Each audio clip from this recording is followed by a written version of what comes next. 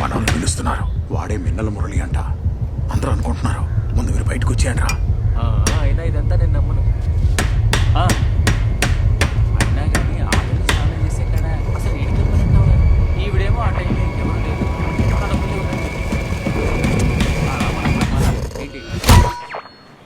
ఏంట్రా కాస్త చూసుకొని పని చేయి.